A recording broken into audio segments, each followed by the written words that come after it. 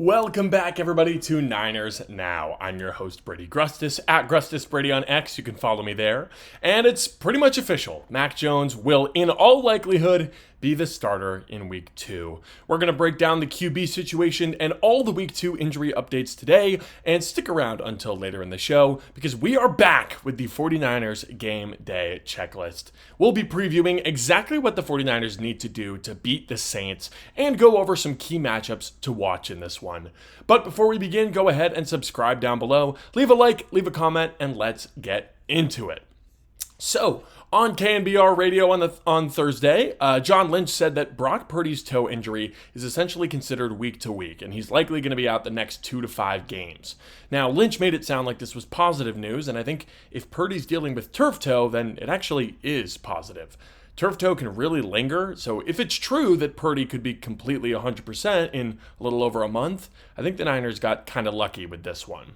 Purdy will most likely miss the Saints and Cardinals games, and he'll be in question to return against the Jaguars, Rams, and Buccaneers. Now, if you remember, that Week 6 Buccaneers game is after the Week 5 Thursday Night Football game, and it is also the target return date for Brandon Ayuk and George Kittle, thanks to those extra rest days.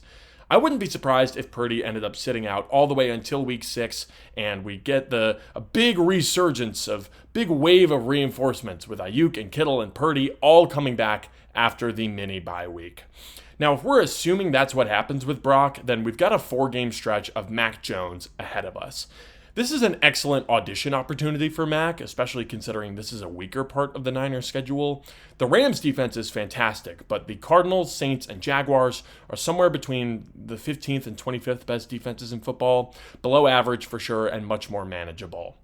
Now, I've made it very clear that I don't have much confidence in Mac, but let's explore all the possibilities. If Mac goes undefeated and brings the Niners to a 5-0 record, I will eat crow and I'll be happy to do it. If we lose all 4 of those games and we're sitting at 1-4 heading into the hardest stretch of our schedule, then the season's pretty much cooked, right? So I think a realistic goal and expectation for Mac is to be above 500 by the time that Brock Purdy is back. Let's try for 3-2, maybe even 4-1, right? In those scenarios, the playoff chase is still alive and well when the reinforcements get back, and we'll have, a more loaded roster to deal with the harder part of our schedule. So that all relies on, getting through these next 4 games at least 500. Do you think that Mac Jones can win 2 of the next 4 games? Let me know in the comments down below. And it truly will be up to Mac, because the 49ers are reportedly not signing quarterback Mike White, who they worked out on Wednesday, according to Eric Branch. Adrian Martinez is going to be the backup quarterback for Week 2, and I pray that we do not have to see him in the game. It's scary, right? This is obviously scary. It leaves us very vulnerable if Mac goes down for even a snap, but I think electing to not bring in another quarterback is a good sign for Brock's health. If Brock was headed to IR, which would keep him out until Week 6 guaranteed, then the 49ers would certainly bring in a new quarterback, presumably to the 53-man roster. But in this case, they're just choosing to roll with the guys that they've got, which could mean that they're confident Purdy will be back before that Week 6 mark. We'll have to see. Now, in more promising injury news, John Lynch did say on KNBR that rookie running back Jordan James is healthy and will be ready to play in Week 2. So he will probably make his NFL debut along with fellow rookie Jordan Watkins. Very exciting. Plus, the Niners get 2 big contributors in Yetur Gross-Matos and Ben Bartch back at the practice field on Thursday. Bartch, obviously, starting left guard, important member of the offensive line. And Yetur Gross-Matos had the best pass rush win rate of all interior defensive linemen in the NFL in Week 1.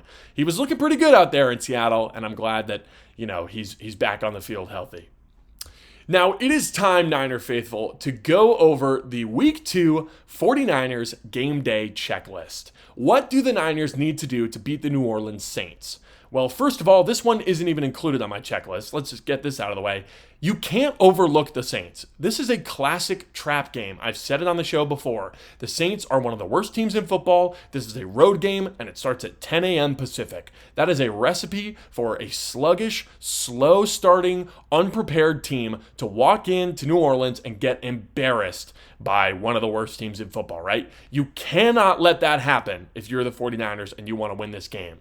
So let's talk about some actionable items, some concrete goals that the Niners can accomplish that will lead to a win on Sunday. First, I've got something that the Niners were excellent at in the Seattle game: stopping the run. The Niners held the Seahawks to 3.2 yards per carry as a team in Week 1, which made them a top 10 run defense in the NFL last week in regards to efficiency. It was a huge reason that the Seattle offense never really got in rhythm, and it certainly helped the 49ers pull off the victory. Now, they're going to need to do the same thing against the Saints this week if they want to start the year 2-0. The Saints were a top 10 rushing offense in the NFL last week when it comes to efficiency, running for 4.9 yards per carry as a team. It's pretty good. They've got a pretty underrated group of running backs. I think all three of Alvin Kamara, Kendre Miller, and Devin Neal are quite talented. And Spencer Rattler's a mobile guy, right? He had a couple of scrambles against the Cardinals last week. So stopping the run is a primary focus for me. The best way to put away the Saints is to prevent long drives. Every scoring drive that they had last week was 9 plays or longer. And with Spencer Rattler under center, they aren't a dynamic enough offense to score quickly, to score on those 4, 5, and 6 play drives, right? Those explosive drives that we see from some of the best offenses in the league. That's not the Saints' game. So keeping them behind schedule and forcing them into 3rd and longs is going to make it much more difficult for the Saints to score. The Saints were 1 for 8 on 3rd and long last week. That is really bad. So stop the run, get them to 3rd and long, and force them to punt. That is the recipe for the defense this week. Next, I've got a goal for the offense: protect the football, right? This was something that the Niners could certainly improve on. Purdy threw 2 interceptions last week, and both of them came as a result of bad decisions. Mac Jones needs to protect the football. I want to see 0 turnovers from the offense. This Saints defense is not as good as the Seattle defense, so it should be easier to limit those turnovers, even with a backup quarterback. And this is not just for Mac, right? This is for the whole team. I want to see no fumbles, no turnovers on downs, no sloppy mistakes, 0 turnovers, because turnovers are the great equalizer in the NFL. The easiest way to lose to an inferior opponent is to give them the ball, to give them extra possessions. The Cardinals did not turn over the ball once last week, and I expect the 49ers to match that number. We're already at a disadvantage with all these injuries going on.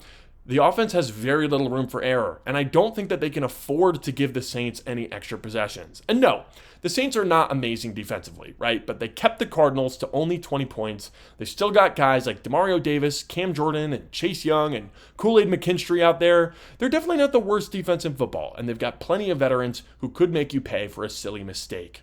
So for the entire offense, 0 turnovers this week, please. And last on the checklist, the 49ers need to contain the Saints' stars. Now, what do I mean by that? Well, to put it frankly, make the other guys beat you. Don't let Chris Olave or Alvin Kamara or Demario Davis or whoever get hot. Don't let their best players dominate. Contain those best players and make the rest of the roster beat you. Make guys like Kendre Miller or Brandon Cooks or Devon Vele make plays.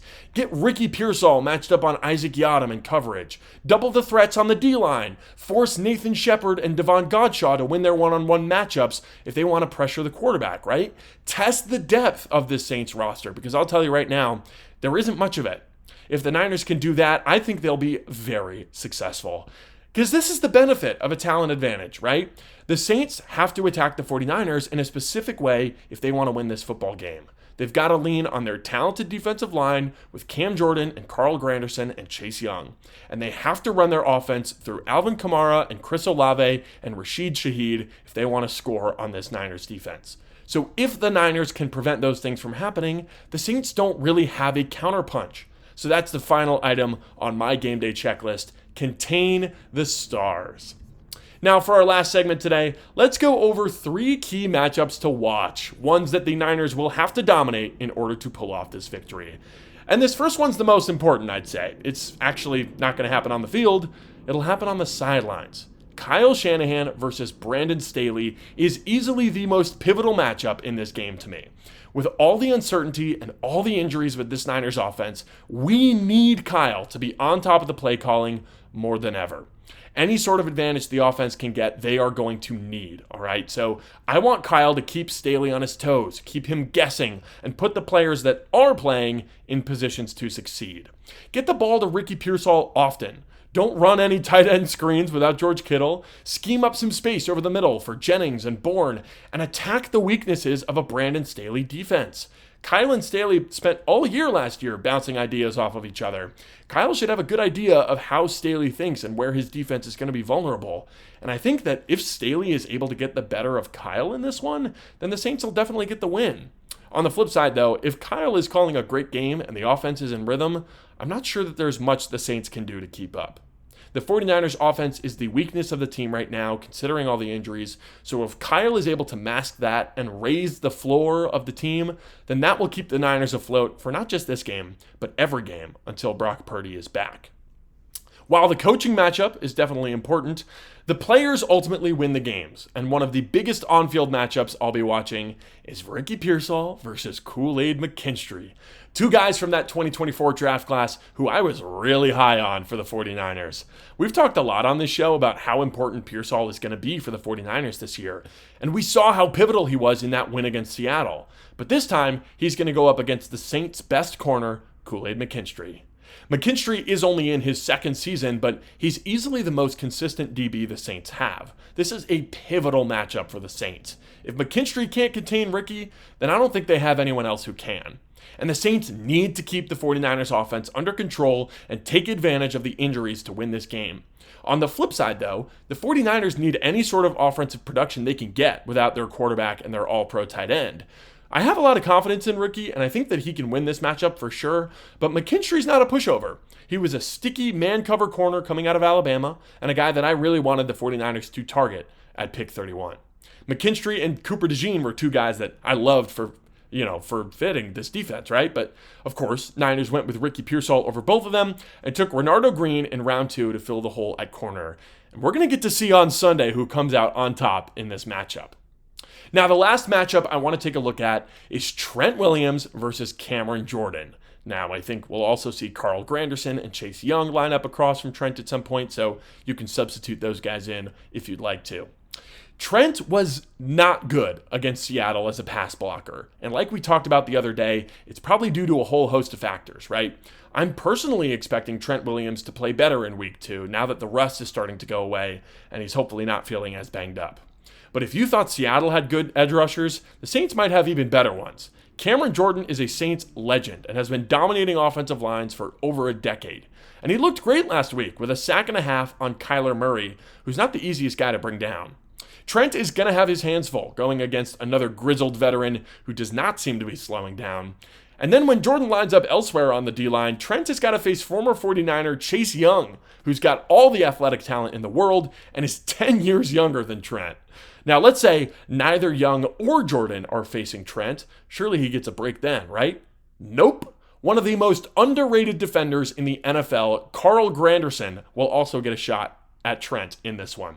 New Orleans has an entire bullpen of good edge rushers, and they all want to get a piece of Mac Jones. So Trent is absolutely going to have to pull it together and play better this week, or else the 49ers offense could be in real trouble.